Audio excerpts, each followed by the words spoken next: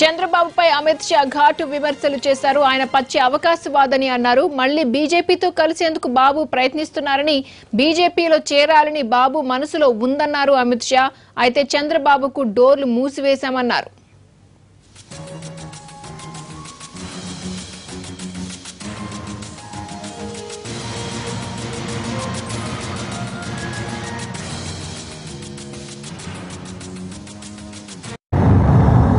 मैं चंद्रा बाबू जी से पूछना चाहता हूं, आप 5 साल तक मुख्यमंत्री रहे, आपने आंध्र प्रदेश को आपके बेटे के अलावे, नारा लोकेश के अलावे क्या दिया है?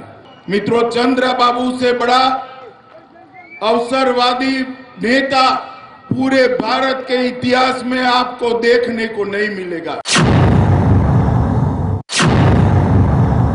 मैं चंद्रा बाबू जी से पूछना चाहता हूं, आप 5 साल तक मुख्यमंत्री रहे, आपने आंध्र प्रदेश को आपके बेटे के अलावे, नारा लोकेश के अलावे क्या दिया है?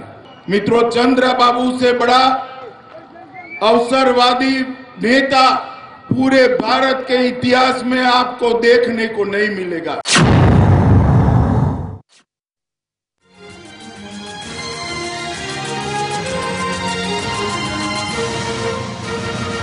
ఇదే విషయంపై పూర్తి సమాచారాన్ని మా ప్రతినిధి అశోక్ అందిస్తారు. అశోక్, చెప్పండి, చంద్రబాబుపై అమిత్ షా తాజా వ్యాఖ్యలను ఎలా అర్థం చేసుకోవాలి? కొంత హాట్ సంచలన వ్యాఖ్యలు చేశారని భావించాల్సి ఉంటుంది క్రాంతి. ఎందుకంటే ఈ మధ్య కాలంలో బీజేపీ నేతల నోటి వెంట కానీ, లేకపోతే బీజేపీ అధ్యక్షుడి నోటి వెంట కానీ, ఆఖరికి ప్రధానమంత్రి నరేంద్ర మోడీ వచ్చిన 2 సభల్లో కూడా ఈ రకమైన కామెంట్స్ ఎక్కడ కూడా చేయలేదు.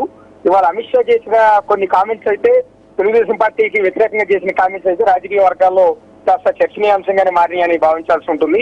ఎందుకంటే చంద్రబాబు నాయుడు పచ్చి అవకాశవాది.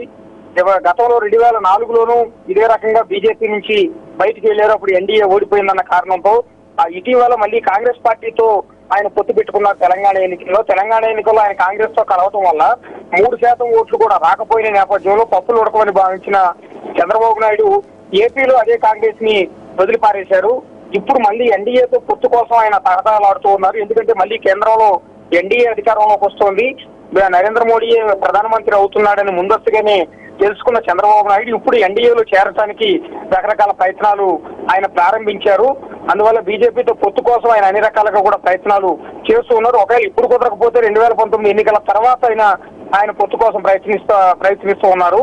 సో మేము బీజేపీ జాతీయ అధ్యక్షుడి హోదాలో ఇవాళ నరసరావుపేటలో జరుగుతున్న ఈ సభ సాక్షిగా నేను చెప్తున్నాను, ముఖ్యంగా ఎట్టి పరిస్థితుల్లో కూడా చంద్రబాబు నాయుడిని ఎన్డీఏలోకి రానిచ్చేది లేదు, ఆయనకు తలుపులు మూసివేశామని స్వయంగా అధ్యక్షుడి హోదాలో నేనే చెప్తున్నానంటూ అమిత్ షా ఈ కామెంట్స్ అనేవి సభలో చేయడం జరిగింది. గతంలో చంద్రబాబు నాయుడు ఎవరెవరితో పొత్తులు పెట్టుకున్నారు, ఏ సందర్భాల్లో ఆయన పొత్తులు పెట్టుకుని బయటకు వచ్చారంటూ ఆయన అనేక కారణాలు కూడా వివరించే ప్రయత్నాలు చేశారు. ఆయన అవకాశవాదంతో పలుసార్లు వివిధ పార్టీలతో పొత్తులు పెట్టుకున్న తర్వాత ఆ పార్టీలు నిర్దాక్షిణ్యంగా వదిలివేశారంటూ కూడా అమిత్ షా కామెంట్ చేశారు. ముఖ్యంగా 83కు ముందు ఆయన కాంగ్రెస్ పార్టీలో ఉండి ఎమ్మెల్యేగా గెలిచి మంత్రిగా కూడా అయ్యారు. ఆ తర్వాత కాంగ్రెస్ తరఫున పోటీ చేసి ఎమ్మెల్యేగా ఓడిపోయిన తర్వాత ఆయన మామ పెట్టిన తెలుగుదేశం పార్టీలో ఆయన చేరారు.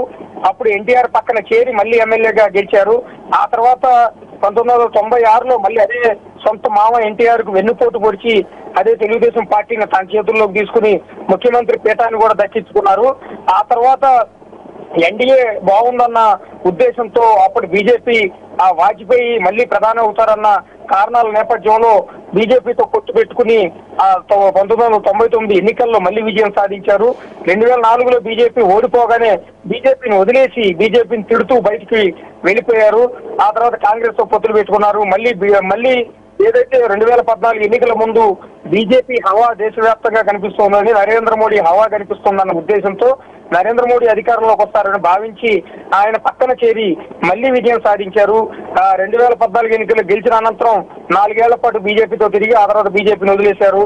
ఇప్పుడు మళ్లీ బీజేపీ అధికారంతో వస్తుందన్న కారణంతో అదే బీజేపీతో కలవటానికి చంద్రబాబు నాయుడు ప్రయత్నాలు చేస్తున్నారంటూ సంచలన కామెంట్స్ అమిత్ షా చేశారు. క్రాంతి. ఓకే అశోక్.